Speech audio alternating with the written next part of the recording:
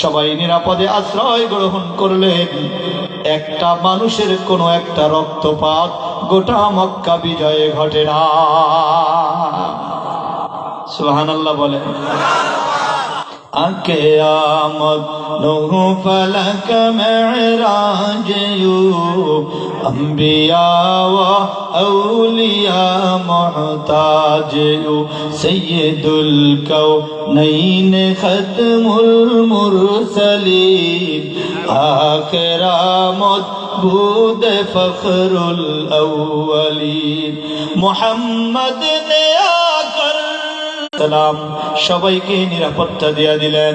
মুসলমান ভাইরারে আমার, পূর্ণ নিরাপত্তা পাওয়ার পরে আল্লাহর নবী সাল্লাল্লাহু আলাইহি ওয়াসাল্লাম যখন মক্কার অধিষ্ঠিত হলেন, মক্কার পাওয়ার নিলেন, চলে গেলেন বাইতুল্লাহ। কতদিন হয় বাইতুল্লাহটা নবীজি দেখেন না। ৬ষ্ঠ হিজরিতে বাইতুল্লাহ জিয়ারতে আয়েশা দো জাহানের নবী ফেরত চলে গেলেন। বাইতুল্লাহ থেকে ৬ কিলোমিটার দূরে হুদাইবিয়া নামক জায়গায় নবীর আটকায় দিছে। নবীজি বাইতুল্লাহ ঢুকতে পারে না। সাহাবায়ে কেরামদেরকে নিয়ে চলে গেলেন বাইতুল্লাহ। বাইতুল্লাহ গিয়া রাসূল নামাজ আদায় করবেন। আজ বিজয় বেশে মক্কায় ঢুকেছে। এই মক্কা থেকে নবীকে বের করে দেওয়া হয়েছিল। আজ থেকে ৮ বছর আগে নবী আবু বকরকে নিয়ে হিজরতের রাতে মক্কা ছেড়েছিলেন। ৮ বছর পরে বাইতুল্লাহ ঢুকছে রাসূল। বাইতুল্লাহ যা দেখে বাইতুল্লাহ তালা দেয়া, চাবি আর নবী হযরতে আলী ইবনে আবি তালিব রাদিয়াল্লাহু তাআলা আনহু। শুনতেছেন? জি। আলী ইবনে আবি তালিব রাদিয়াল্লাহু তাআলা আনহুকে ডাকলেন, আলী রে, বাইতুল্লাহর চাবি কার কাছে? বাইতুল্লাহর চাবিটা নিয়ে আসো। আমার মনটা ছটফট করতেছে আলী, আমি আল্লাহর ঘরে ঢুইকা একটু নামাজ আদায় করব। আমি ওই ৪ জন রাসূলের মধ্যে আপনার আমার নবী হলো সবচেয়ে দামি। ইমামুল মুরসালিন, ইমামুল আম্বিয়া। এই যে রজব মাস চলছে, এই রজব মাসেই তো দো জাহানের নবী যেদিন দুনিয়ায় জন্মগ্রহণ করেছে, সুবহে সাদেক দরে মা আমিনার কোল জুড়ে বিশ্ব নবীর আগমন যেদিন হয়েছে, রবিউল আউয়ালের চাঁদে আব্দুল্লাহর জীর্ণ কুটিরে আরব জাহানে গোটা পৃথিবী আলোকিত কইরা যেই পূর্ণিমার চাঁদ উদিত হয়েছে, মুসলমান ভাইরা রে, এই জমিনের মধ্যে যখন আসছে, সারা দুনিয়ার জমিন তখন আনন্দে আত্মহারা হয়ে গেছে। সারা পৃথিবীর জমিন আনন্দে আত্মহারা হয়ে মালিকের দরবারে আওয়াজ দিছে, মালিক তোমার বড় শুকরিয়া আদায় করি গো। তুমি তোমার গর্ব করে বলতেছে, আসমান তোমার থেকে আমি জমিন বড় ভালো। তাকাইয়ে কি দেখো না, আল্লাহ পাক যাকে না বানাইলে আসমান জমিন বানাইতো না, ওই রহমতের নবীকে আমাদের জমিনে পাঠিয়ে দিছে, তোমাদের আসমানে রাখে না। আমাদের এই জমিনে রহমাতুল লিল আলামিন এসেছে, আমরা জমিন বড় ধন্য। আর রহমতের নবী জমিনে থাকার কারণে আসমানের যে জমিন আমি বড় দামি।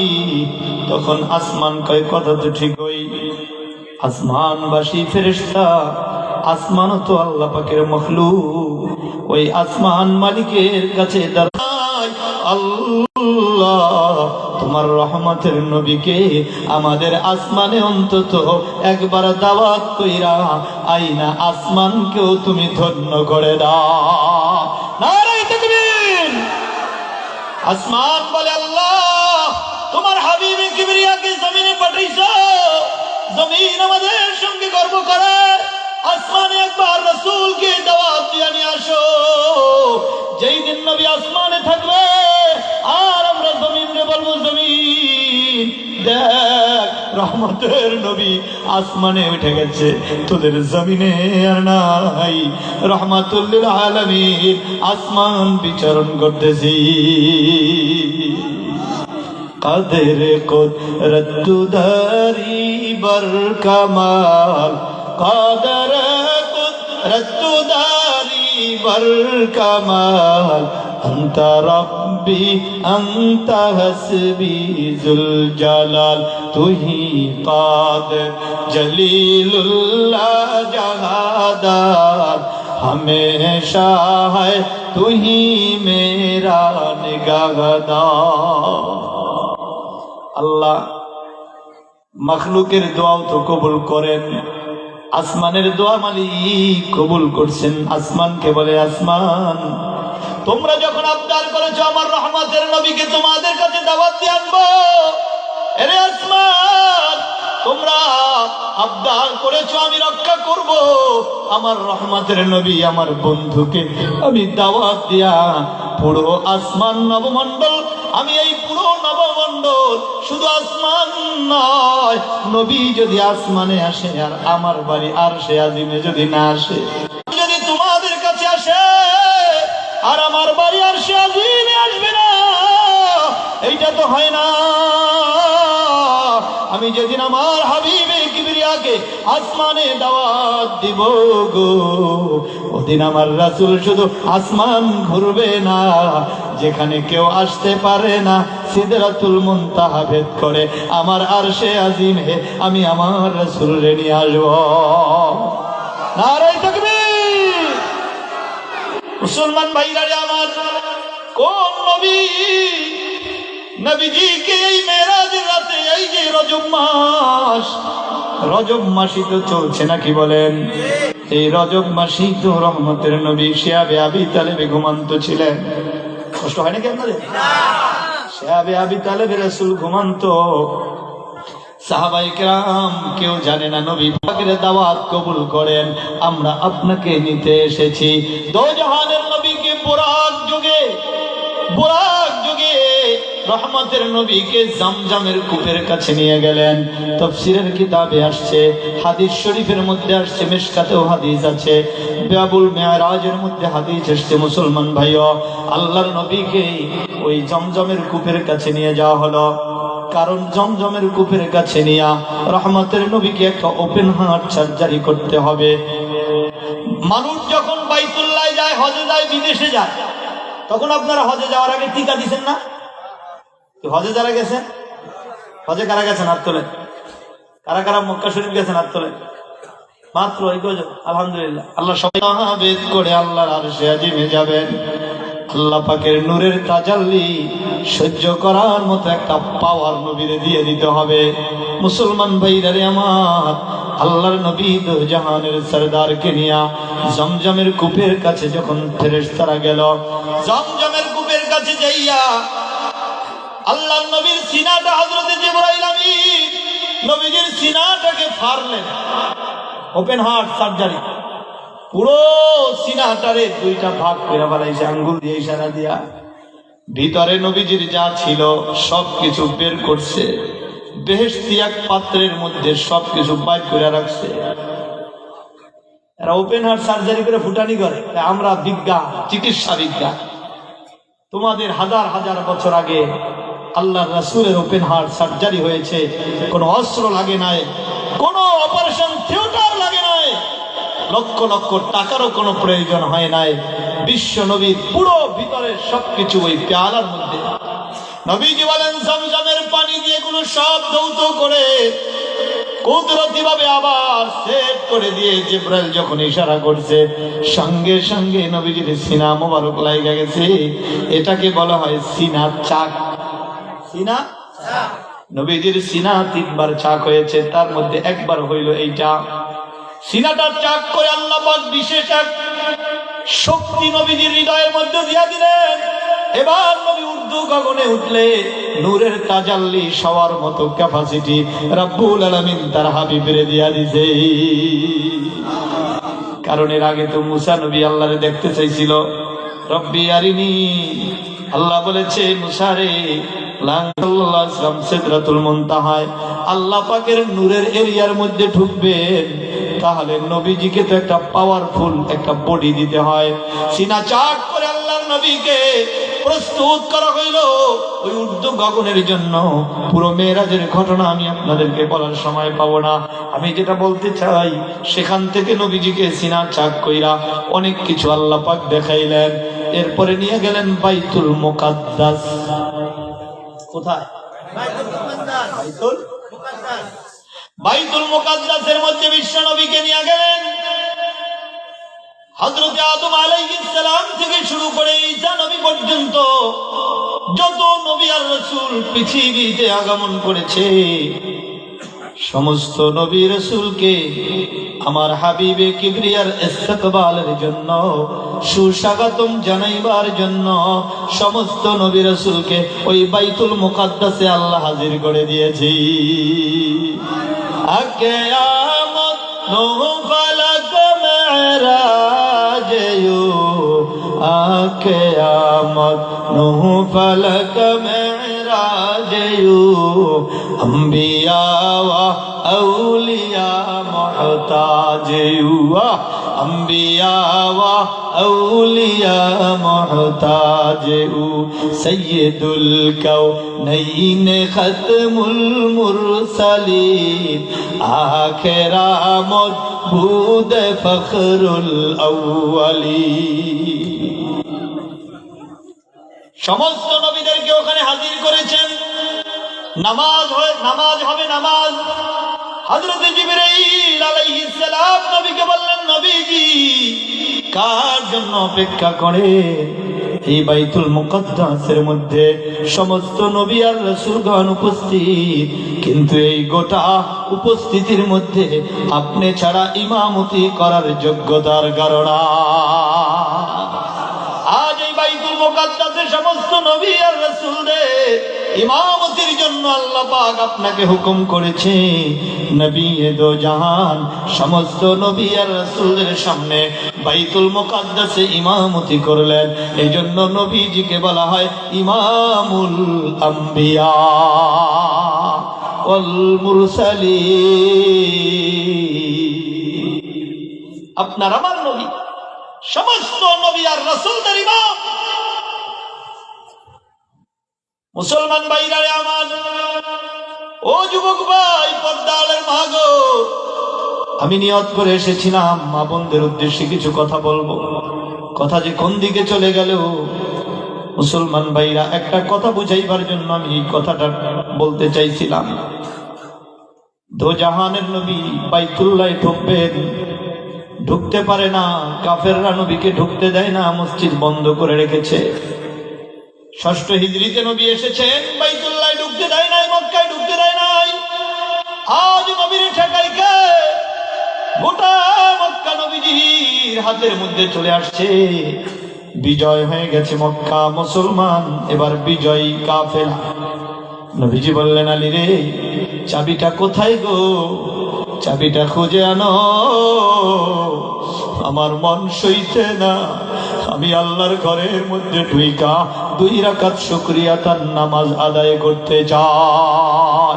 মকুন সুসতি নামাজে পাঞ্জিগানা ফাওয়াইলুল লিল মুসাল্লিন আল্লাযিনা।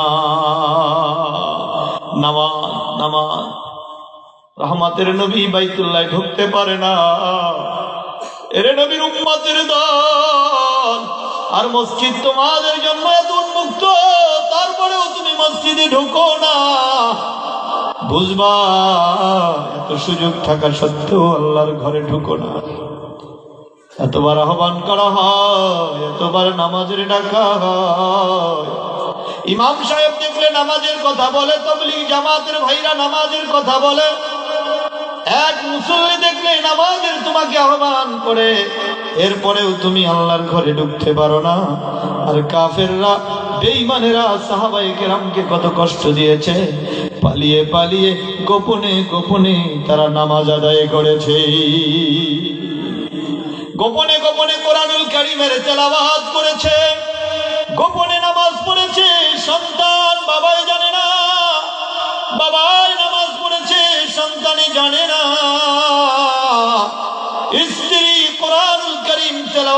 করেছে স্বামী জানে না, স্বামী মুসলমান হয়েছে স্ত্রী জানে না। ও যুবক ভাই, কত কষ্ট করে তারা আল্লাহ পাকের দিন মানছে। জীবনটা এক হাতে, আল্লাহর ইবাদত এক হাতে, তারপরেও আল্লাহর ইবাদত ছাড়ে নাই। আবার ভাই নবী দো জাহান বললেন, আলী চাবিটা নিয়ে আসো। ওই সময় কাফের পক্ষ থেকে বাইতুল্লাহর চাবি ছিল ওসমান বিন তালহার কাছে। ওসমান বিন তালহা তখনও মুসলমান হন নাই, কাফের ছিল। হযরতে আলী ওসমান বিন তালহারে খুঁজে বাইর করছে, এই রে কাফের, এইবারও কি চাবি দিবি না? এই ওসমান বিন তালহার কাছে নবী হিজরতের আগে আল্লাহর নবী ওসমান বিন তালহার কাছে তখনও চাবি ছিল। নবীজি এই বাইতুল্লাহর চাবিটা চেয়েছিলেন, রে ওসমান, চাবিটা আমার একটু দাও, আমি তো মক্কা ছেড়ে চলে যাব, আমার আল্লাহর ঘরে আমি একটু নামাজ আদায় করে যাই। ওসমান সেদিন চাবি দেয় নাই। নবীজি মনের ব্যথা নিয়ে মদিনায় চলে গেছেন। আজ নবীজি মক্কা বিজয় করে বাইতুল্লাহর চাবি আনার জন্য হযরতে আলীকে পাঠাইছেন। হযরত আলী গিয়া কয়, ওসমান রে চাবি দাও। ওসমান কয়, চাবি আমার কাছে নাই। কোথায় চাবি বলো? চাবি আমার মায়ের কাছে। যাও মায়ের কাছ থেকে চাবি নিয়ে আসো। মায়ের কাছে চাবি আনার জন্য ওসমান গেল। মা বলল, না না, চাবি দিব না, এই বাইতুল্লাহর চাবি মুহাম্মদ রে দেওয়া যাবে না। ওসমান কয়, ভাই আলী রে, ও আলী, চাবি তো আমার মায়ে দিতে চায় না। সব সময় আঙ্গুল সোজা রাখলে হয় না, বাঁকাও করা লাগে। হযরতে আলী তরবারিটা বের করে কয়, ওসমান, এই ওসমান, আজ পুরো মক্কা মুহাম্মদুর রাসূলুল্লাহর কথাই চলবে। আজ এই পৃথিবীর কারো শক্তি নাই আমার রহমতের নবীকে বাইতুল্লাহ থেকে বাধা দিবে। নরম কথাই তুমি বুঝি বোঝো নাই। এই যে তরবারি দেখেছো, আজ আমি ছাড় দিব না।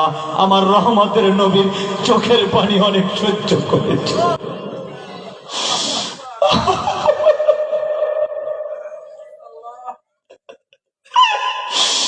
নবীজির চোখের পানি আর সইতে পারবো না। তোরা নবীজির কম কষ্ট দেস নাই, আজ যদি প্রয়োজনে জীবন দিয়ে নবীর চোখের পানি মুছে দিব। ওসমান, তাড়াতাড়ি চাবি দিবি কিনা বল, না হয় গর্দনটা আলাদা করে দিব। আজকে আর কোনো থামবো না। ওসমান বিন তালহা বুঝা ফেলাইছে আজকে আর কাজ হবে না চাবি না দিয়া। ওসমান তার মায়ের কাছে গিয়ে বলে, মা গো, আজ আর চাবি না দিয়ে উপায় নাই, পুরো মক্কা মুহাম্মদ দখল করে ফেলাইছে। আজ মুহাম্মদকে চাবি না দেওয়ার কোনো উপায় হবে না, চাবি চাই না। হযরত আলী রাদিয়াল্লাহু তাআলা আনহুর হাতে দিয়েছে। হযরতে আলী রহমতের নবী বাইতুল্লাহর সামনে দাঁড়ায় রয়েছে। আলী, চাবি আনছনি? আলী কয়, ইয়া রাসূলুল্লাহ, শুধু বাইতুল্লাহর চাবি নয়, আজ কি কি আপনার কদমে আনতে হবে আপনি বলে দেন। আজ আপনি যা বলবেন জীবন বাজি রেখে আপনার কদমে হাজির করে দিব। আজ আর আপনার কোনো আশা পূরণ রাখবো না, আজ আর আপনার কোনো চাওয়া আমি অপূরণ রাখবো না। আজ আমাদের সাহাবায়ে কেরাম যুদ্ধাবেশে আপনার চতুর্দিকে আছে। রহমতের নবী বললেন, আলী রে, চলো বাইতুল্লাহর তালা খুলি। নাসাই শরীফের মধ্যে হাদিস আসছে, আল্লাহর নবী হযরতে বেলাল রে ডাক দিলেন, রে বেলাল, চলো বাইতুল্লাহ ঢুকি। এত হাজার হাজার সাহাবায়ে কেরামদের মধ্যে নবী বেলাল রে ডাক দিয়া নিলেন। হ্যাঁ যুবক, সফলতা বুঝো নাই বুঝি? জীবনের সফলতার পথ চিনো নাই, কোন পথে সফল তা বুঝতে পারো নাই। সফলতা খুঁজতে গিয়া মনে করছো দুনিয়ার টাকাই বুঝি সফলতা। তাকাইয়া দেখো একজন সফল মানুষ হযরতে বেলাল, যার বাবাও গোলাম, নিজেও গোলাম, লেখাপড়া তেমন নাই, চেহারা সুরাত ভালো না, দুনিয়ার কেউ তার দাম দেয় না, কিন্তু নিজের জীবন আর ঈমান আর আল্লাহর মহব্বত দিয়া এত বেলাল আল্লাহর প্রেম আর ভালোবাসায় এত এত এত ডুইবা গেছে। আল্লাহ পাক ওই অবহেলিত বেলালকে আল্লাহ এত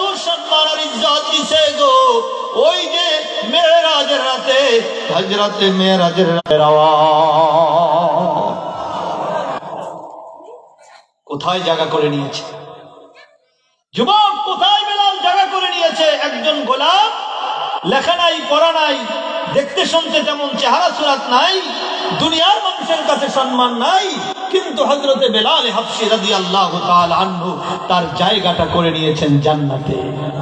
কোথায়? একে কি তুমি সফলতা বলবা না? এটাকে কি তুমি সফলতা বলবা না? সাহাবায়ে কেরাম তাদের সফলতা দিয়ে জান্নাতে জায়গা বানায় নিছে। বাইতুল্লাহ নবী ঢুকবে, কত বড় বড় সাহাবী আছে, কিন্তু আল্লাহর নবী বেলাল রে ডাকলেন, রে বেলাল বাইতুল্লাহ ঢুকবো, চলো তোমাকে নিয়েই ঢুকি। শেষ?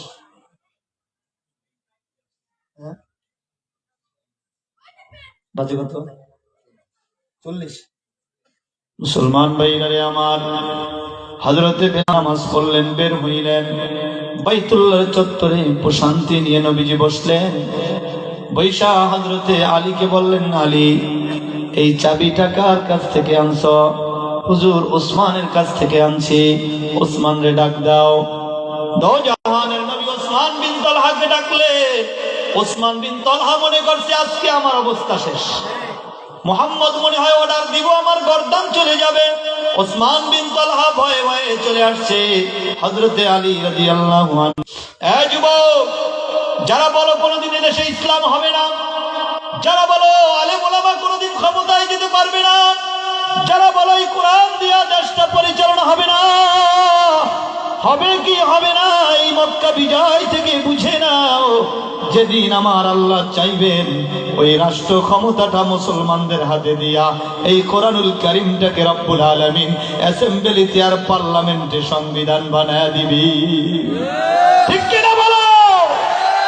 যারা বলো হুজুর আপনাদের তো লোক নাই, আমাদের লোক লাগবে না, আমাদের লোক লাগবে না, যেদিন আল্লাহ চাইবে সেদিন সাংবাদিকের কলমটা আল্লাহ পাক ইসলামের পক্ষে উঠা দিবে, তোমার বংশের মধ্যে থাকবে। ওসমান বিন তালহা আল্লাহর নবীর আচরণ দেখে হাউমাউ করে কাঁদে দিছে। মনে করছিল আমার জীবন শেষ হয়ে যাবে, কিন্তু নবী ওসমান রে এমন সম্মান দিলেন, ওরে ওসমান চাবি তোমার কাছেই থাকবে, শুধু তোমার কাছে না, তোমার বংশে কিয়ামত পর্যন্ত চাবি থাকবে। এখনো যার কাছে বাইতুল্লাহর চাবি আছে সেও হলো ওসমান বিন তালহার বংশধর। হযরত ওসমান বিন তালহা দু চোখের পানি ছেড়ে দিয়ে হাউমাউ করে কেঁদে দিয়ে রহমতুল নবীর কদমের মধ্যে হাত বাড়িয়ে দিছে। ইয়া রাসূলুল্লাহ, আপনার মতো এমন ভালো মানুষ আর পৃথিবীতে বোধহয় নাই, বুঝি না, মাফ করিয়া দাও ইয়া রাসূলুল্লাহ, বুঝি নাই গো হাবিব, আমারে কালিমা পড়াইয়া মুসলমান বানাইয়া দাও। সদজুদাস রহমাতাল লিল আলামিন, আখিরামত বুদ ফখরুল আউয়ালিন। রহমাতুল লিল আলামিন তাকে এমনি বলা হয় না। মুসলমান ভাইরা আমার, আল্লাহ নবী দু জাহানের বাদশা পুরো মক্কার মানুষের নিরাপত্তা দিয়া দিলেন না। এই গোটা মক্কায় আর কেউ কোনো ঝামেলা করবে না, মক্কার মানুষ বড় নিরাপদে থাকবে। কিন্তু যারা কাফেরদের বড় বড় লিডার ছিল গেছে নৌ ভ্রমণে, আরব সাগরের মধ্যে বিশাল জাহাজে উঠা গেছে, চলো আমরা পালাই, না হয়তো মুহাম্মদ আমাদেরকে ধরবে। এটা হলো তাদের মনের ভয়। মনের ভয়ে যে যেমন আর একজনকে ভাবে, যে যেমন আর একজনকে ভাবে, যারা এই দেশটাকে লুটে পুটে খেয়েছে, মানুষকে অত্যাচার, অবিচার, অনাচার, অত্যাচারে, অনাহারে যারা এই 54 বছর পর্যন্ত রেখেছে, তারা মনে করে আলেমরা ক্ষমতায় গেলে মহিলাকে ঘরে ঢুকাই দিব, আলেমরা ক্ষমতায় গেলে মানুষের হাত কাটতে ফেলাইব, আলেমরা ক্ষমতায় গেলে এই করব সেই করব, দেশ চালাইতে পারবো না। জাহাজ তাদের চলতে ছিল, জাহাজ চলতে চলতে সমুদ্রের মাঝে যখন চলে গেছে, পুরো সমুদ্রের মধ্যে আমার মালিকের পক্ষ থেকে তুফান শুরু হয়ে গেছে। মালিক নৌকার মধ্যে তুফান লাগায় দিচ্ছে নদীর মধ্যে, নদীরে বলছে নদীরে পারে না। মুসলমান ভাইরা আমার, নৌকার মধ্যে এমন তুফান, कह रहा है मुझे दरियाए समंदर क्यों सुकून, कह रहा है मुझे दरिया ऐ समंदर क्यों सुकून, जिसमें जितना ज़र्फ़ है वो उतना ही खामोशाई। তুফানের মধ্যে পইরা সবাই এবার আল্লাহরে ডাকা শুরু করছে। ছোট্ট ছোট্ট মূর্তি, ওই পাদ্রী যারা একটু বড় ছিল, যারা একটু ওই ওদের মধ্যে ধার্মিক ছিল, মানে কাফেরদের মধ্যে, তারা ওই দেব দেবীর মূর্তিগুলো, ছোট ছোট মূর্তি কাফেরদের বাড়ি এই ঘটনা জালালাইন শরীফের হাসিয়ার মধ্যে লিখেছেন। মুসলমান ভাইরারে আমার, যখন তুফানের মধ্যে সব মূর্তিগুলো ফালায়া দিয়া এবার গোটা ওই জাহাজের সমস্ত কাফের বেঈমানেরা তারা সবাই কায়মন বাক্যে আল্লাহরে ডাকা শুরু করছে। ও মুহাম্মদের আল্লাহ, তুমি আজ আমাদেরকে এখান থেকে বাঁচাইয়া দাও। সবাই যখন আল্লাহরে ডাকাডাকি করে, আল্লাহর কাছে দোয়া করে তুফানের মধ্যে, এরে ভাই আল্লাহ পাক রব্বুল আলামিন তুফান থামায় না। সবাই মনে করেছে, ধরেই নিয়েছে আজ বুঝি আমাদের পুরো জাহাজ সহ ডুবে যাবে, আর আজ কেউ রক্ষা পাবো না। ইতিমধ্যে আবু জাহালের ছেলে ইকরামা এই ঘটনা লক্ষ্য করছে। শুনতেছেন? আবু জাহালের ছেলে ইকরামা লক্ষ্য করছেন এই ঘটনা। ওই পাদ্রী রাহেবরা একাই, কি ব্যাপার, কি ব্যাপার, সারা জীবন বললেন কি আর এখন করেন কি? সারা জীবন তো এই মুহাম্মাদের রবকে রব মানবো না, মুহাম্মাদের আল্লাহ বলতে কিছু আছে এটা মানি না, এজন্যই তো মুহাম্মদুর রাসূলের সঙ্গে আমাদের গোটা জীবনের যুদ্ধ। আর আজকে পালাইতেও আছি তো মুহাম্মাদের রবকে রব মানবো না, এজন্যই তো পালাইতেছি। মুহাম্মদ সাল্লাল্লাহু আলাইহি ওয়াসাল্লাম তো বইলাই দিতে যারা মুসলমান হবে তারা আজকে নিরাপদ থাকবে। মুহাম্মাদের আল্লাহকে মানবো না দেখাই তো পালায়া যাইতেছি। যদি এই তুফানের মধ্যে মুহাম্মাদের আল্লাহরে ডাকিতে হয়, যদি এই তুফানের মধ্যে মুহাম্মদুর রাসূলের আল্লাহ আমাদেরকে বাঁচাইতে পারে, আমাদের এতদিন যাদেরকে মানছি দেব দেবী লাত উজ্জা মানাত, এই দেব দেবী এই শয়তানগুলোরে এতদিন পূজা করছি, আর এই পূজা করতে যাইয়া মুহাম্মদুর রাসূলের বিরোধিতা করছি, মুহাম্মদুর রাসূলের মক্কা থেকে খেদাইছি, মদিনায় গিয়ে যুদ্ধ করেছি, সব বিরোধিতা করেছি, এই এক রবকে মানবো না, এই জন্যই তো বিরোধিতা করেছি। কাজে যদি ওই মুহাম্মদের রবকেই মানতে হয়, ও পাদ্রী, যদি ওই মুহাম্মদের রব আমাদেরকে এই তুফান থেকে বাঁচাইয়া দেয়, সে যদি সত্য রব হয়, আমি আবু জাহালের ছেলে ইকরামা ঘোষণা দিলাম, যদি আল্লাহ পাক মুহাম্মদের রব আল্লাহ যদি আমাদেরকে এই তুফান থেকে বাঁচাইয়া দেয়, যেই মূর্তি আমি ওই সমুদ্রে ফেলাইছি ওই মূর্তির আর পূজা করব না, কিনারায় যদি মালিক উঠাইয়া দেয়, আমি মুহাম্মদুর রাসূলের কাছে কালিমা পড়ে মুসলমান হয়ে যাব। নারে তাকবীর!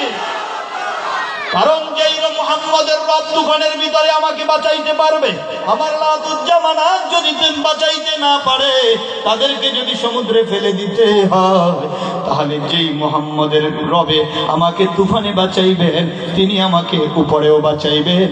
তোমরা সাক্ষী থাকো গো, আমি আবু জাহালের ছেলে আর তোমাদের সঙ্গে নাই, আমি যদি কিনারায় উঠতে পারি আমি মুসলমান হয়ে যাব। আল্লাহ পাক রব্বুল আলামিন কিছুক্ষণের মধ্যেই তুফান বন্ধ করে দিয়েছে। সুবহানাল্লাহ বলে। সমুদ্র তীরে নৌকা তীরে ভিড়ে গেছে, আবু জাহাল লাফ মেরে উঠে গেছে, আবু জাহালের ছেলে ইকরামা লাফ মেরে উঠে গেছে। আবু জাহালের ছেলের সঙ্গে অনেক অনেক কাফের বেঈমানেরা কয়, ও ইকরামা, তুমি একা মুসলমান কেন হইবা? আমাদেরকেও সঙ্গে লাও, আমরাও তোমার সঙ্গে মুহাম্মদুর রাসূলুল্লাহর দরবারে যাইব। কাদের কুদরত দারি बर कमाल अंता रब्बी अंता हसबी जुल जलाल, तू ही कादर जलीलुल्लाह जहादार, हमेशा है तू ही मेरा निगहदार। এই জন্য রব যখন চাইবে তখনই বান্দা হেদায়েত পাইবে, রব যখন চাইবে তখনই বান্দা আল্লাহর গোলামিতে লিপ্ত হইবে। এই জন্য আমি যে কবিতা আবৃত্তি করেছিলাম ওই লাইনটা বলেই আমি শেষ করে দেই। আল্লামা জুলফিকার আহমদ নকশবন্দি পাকিস্তানের বহুত বড় একজন বুজুর্গ, কয়েক মাস আগেই হুজুর ইন্তেকাল করেছেন রহমাতুল্লাহ আলাইহি। খুতুবাত জুলফিকার লিখেছে, যুবক রে, এই পৃথিবীর অনেকের সাথে বন্ধুত্ব করেছ, এই পৃথিবীর অনেকের সাথে তোমার সম্পর্ক হয়েছে, এই পৃথিবীর অনেককে বন্ধু বানায় দেখছ, রাতে বন্ধুর সঙ্গে দাঁড়া রইছ, কত নেতা নেত্রীর পিছনে দৌড়াইছো, গোটা জীবনটা তাদের কথাই কথাই দৌড়াইছো। এবার একটু আমার রবরে নিয়ে চিন্তা কইরা দেখো। ফিকরে দুনিয়া করকে দেখা, फिक्र उक़बा करके देख, चोर कर अब फिक्र सारा, फिक्र मौला करके देख। দুনিয়ার ফিকির তো কতই করছো, সভাপতি হওয়ার ফিকির তো কতই করছো, বড় দালান কোটা বানাইবার ফিকিরে গোটা জিন্দেগি বিসর্জন দিছো যুবক। এখন তো তোমার বৃদ্ধ প্রায় হয়ে গেছো, এখন তো কবরে যাওয়ার জন্য দিন গুনতেছো। আর কত দুনিয়ার চিন্তা করবা? এবার সব ছেড়ে দিয়া এবার একটু তোমার রবের চিন্তা করো। কই কেন করবা জানো? কোন কিসে কা কাম আয়া, কোন কিসে কা है বাতা।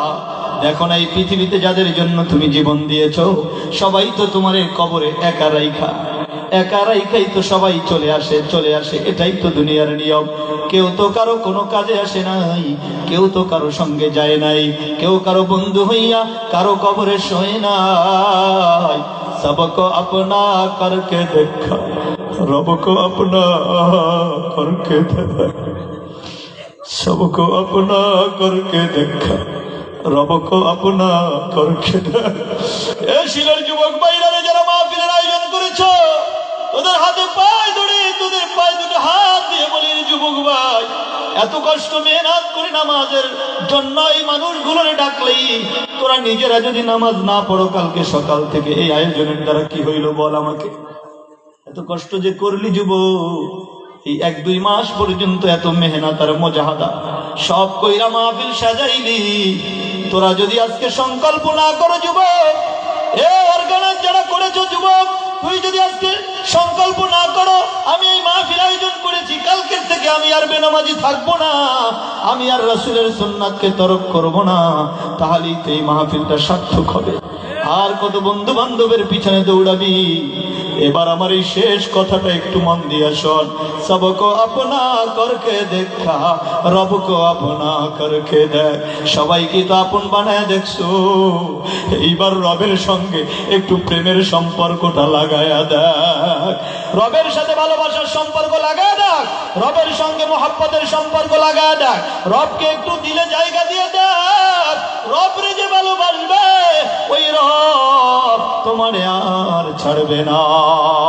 এই জন্য আল্লামা শাফা আলী থানভী নব্বরাল্লাহু মারকাদাহু ইসলাহি নিসাব তার একটা জগৎ বিখ্যাত কিতাব, এই কিতাবের মধ্যে লেখছে আশরাফ আলী থানভী নব্বরাল্লাহু মারকাদাহু গভীর রাতে তাহাজ্জুদের পরে আল্লাহর কাছে দোয়া করতেন, হুব্বে হক হুব্বে ইলাহি হুব্বে মাওলা হুব্বে রাব আল গর্দ কর দে মুঝে মাহবে মোহাব্বত সবকে সাথ। ও মালিক, তোমার মোহাব্বত চাই, তোমার ভালোবাসা চাই।